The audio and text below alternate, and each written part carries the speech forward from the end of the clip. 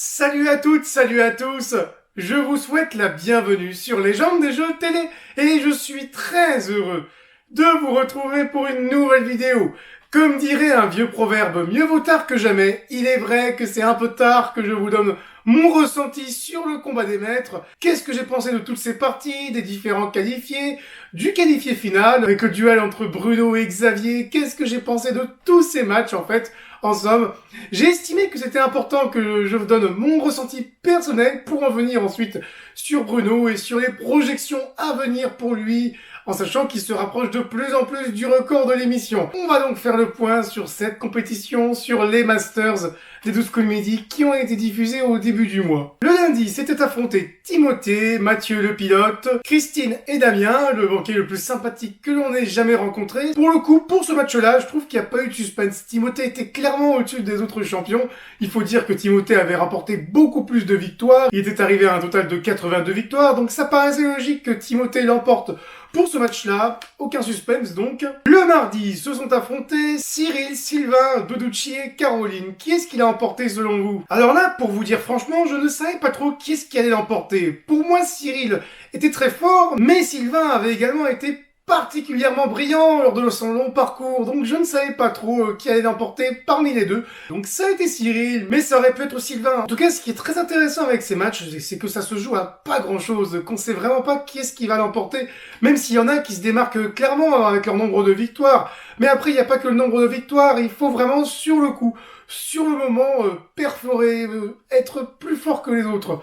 Et c'est ce qui s'est passé donc pour la victoire de Timothée le lundi, pour la victoire de Cyril le mardi. Nous avions donc les deux premiers qualifiés pour cette grande finale qui s'est déroulée le samedi, mais il y avait donc d'autres qualifiés, notamment le mercredi. Paul, Mathieu, Fabrice le capitaine et Marie-Noël. Alors soyons honnêtes, parmi les quatre, Paul était vraiment le meilleur candidat, mais par exemple si Paul avait joué le mardi et qu'il s'était retrouvé face à Cyril, est-ce qu'il l'aurait forcément emporté? C'est pas forcément sûr, hein. Je pense que le casting des candidats a été composé d'une certaine façon pour que ça soit certains candidats et pas d'autres qui soient qualifiés, donc il était évident que la majorité souhaitait voir Paul se qualifier. C'est vrai qu'une finale sans Paul, ça aurait fait bizarre, donc on a eu Paul qui s'est qualifié en troisième. Alors le jeudi, se sont affrontés Léo, Xavier, Frédéric et le petit Mathieu. Qui est-ce qui pouvait l'emporter ce jour-là? Je pensais vraiment que Léo pouvait se démarquer, je me disais que pour une fois, peut-être, que Xavier ne serait pas en finale. Bon, Léo a été éliminé au début, hélas, donc on n'aura pas eu droit à un duel de choc, comme on pouvait l'espérer entre Léo et Xavier. Du coup, Xavier l'a emporté, c'était le quatrième qualifié. Est-ce que c'était une surprise? Oui et non, si Léo avait été qualifié au coup fatal. Ça n'a pas été le cas. Du coup, il n'y a pas eu de grand suspense à partir de la deuxième partie. Xavier a été le quatrième qualifié. On en arrive donc au cinquième match, avec le grand retour de Totavero face à Vincent, Romain et Fabien. Alors là, pour le coup, tous mes pronostics ont été largement défiés. Je voyais sincèrement la qualification de Véronique ce jour-là. Pour moi, c'était Véronique qui était la plus forte. Et c'est là que c'était intéressant, parce qu'on a vraiment vu Vincent se révéler. Il est vrai que Vincent s'est déjà très bien débrouillé dans d'autres jeux télévisés, tels que Trouver l'intrus, où il avait réalisé un très très beau parcours. Mais de là à le voir se qualifier pour la finale, c'était une belle surprise. C'était une belle partie pleine de suspense.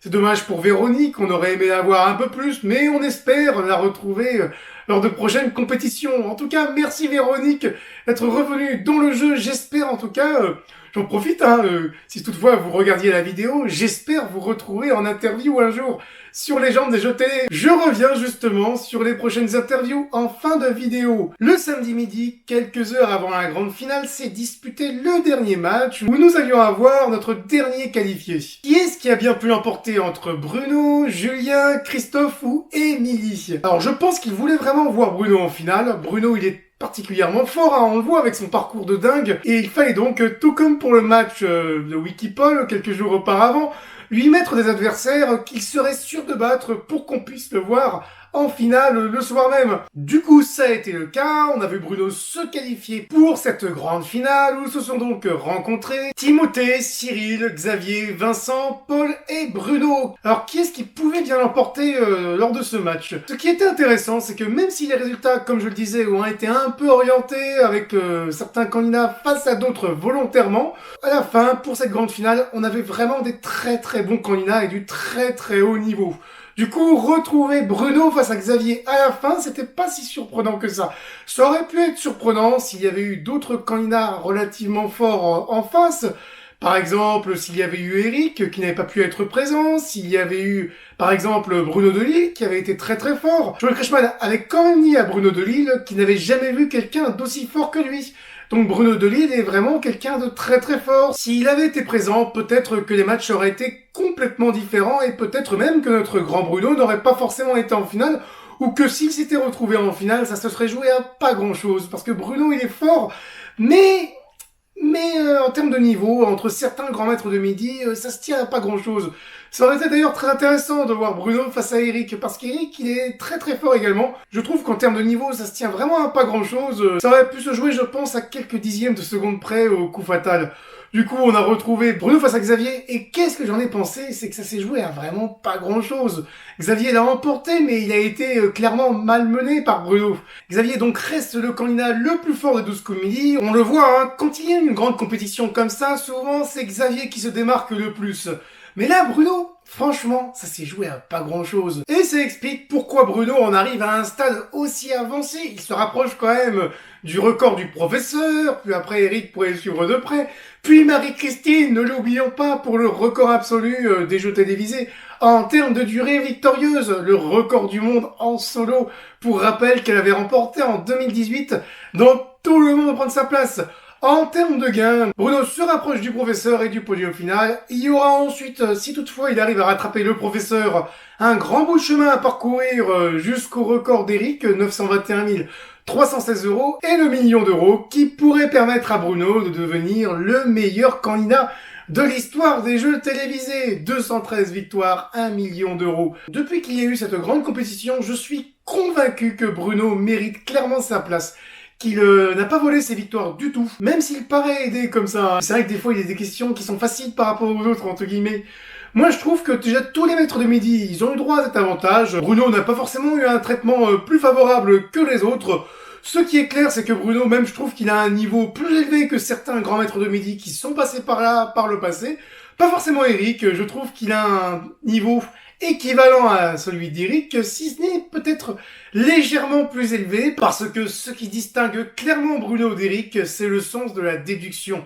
Bruno est très très fort en déduction, et c'est ça qui fait aussi qu'il dure depuis aussi longtemps, et qu'à chaque fois, au moment de l'étoile mystérieuse, il est plutôt convaincant. Il propose en général une personnalité qui représente clairement les indices. Pour moi, c'est le meilleur candidat des 12 comédies, surtout qu'il a cet avantage, c'est de rassembler beaucoup de monde, donc si toutefois il arrivait au record, ça ferait plaisir à énormément de personnes. On va voir évidemment ce qui va se passer par la suite. Tous les jours, je parle de l'évolution de Bruno sur le blog legendesjeuxtélé.com. N'hésitez pas surtout à aller le visiter. Vous retrouvez donc tous les jours des articles sur Bruno que l'on voit évoluer sur différents classements qui associent les meilleurs vainqueurs des jeux télévisés par catégorie.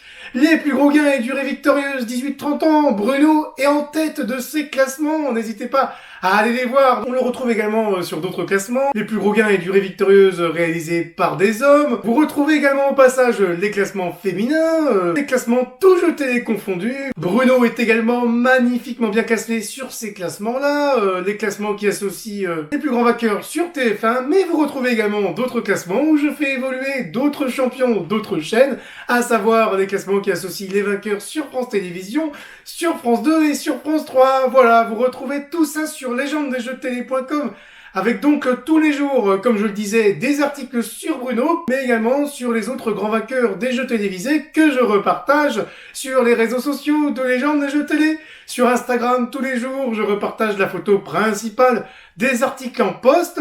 En story, je repartage un extrait des articles. J'accompagne pratiquement tous les jours de petits sondages. Et oui, tous les jours, vous pouvez voter. Vous pouvez dire si oui ou non vous pensez que tel stade en termes d'argent va être atteint ou que la nouvelle victoire va être remportée. N'hésitez pas à aller sur Instagram, à liker chacun des posts et à réagir en story lorsque je vous propose de voter. Sinon, je repartage également des articles sur le groupe Facebook où vous pouvez réagir aisément par commentaire et repartager tout ce que vous voulez en lien avec les meilleurs vainqueurs des jeux télévisés. Les interviews vont reprendre sur cette chaîne YouTube. N'hésitez pas pour en savoir plus à rejoindre ce groupe Facebook, à vous abonner sur Instagram, mais également à cette chaîne YouTube. Activez la cloche car ainsi, dès que je publierai une nouvelle interview, vous en serez informé par une petite notification. Et n'hésitez pas surtout à parler de toutes ces interviews autour de vous. J'en ai réalisé jusqu'alors une quarantaine et je peux vous dire une chose, ça vaut le coup d'œil de voir tous ces champions témoigner de leur aventure télévisuelle. Et à la maison, mesdames, messieurs, vous pouvez également m'aider à améliorer mon matériel, à moderniser la plateforme du blog légendesjeuxtélé.com, à me permettre également, autant que possible, de rencontrer les champions qui se situent hors de l'Île-de-France en rencontre réelle, comme ce que j'ai fait il y a pas très longtemps avec Léa de N'oubliez pas les paroles, et Grégory de Harry, tout le moins son mot à dire, et question pour un champion. N'hésitez pas donc, si vous le pouvez, si vous le souhaitez, à faire une petite contribution de ne serait-ce qu'1 € sur Tipeee. Vous avez le lien en description sous la vidéo, mesdames, messieurs, tout comme les liens qui vous conduisent aux différents réseaux sociaux et au blog. Merci à toutes et merci à tous de nous avoir suivis.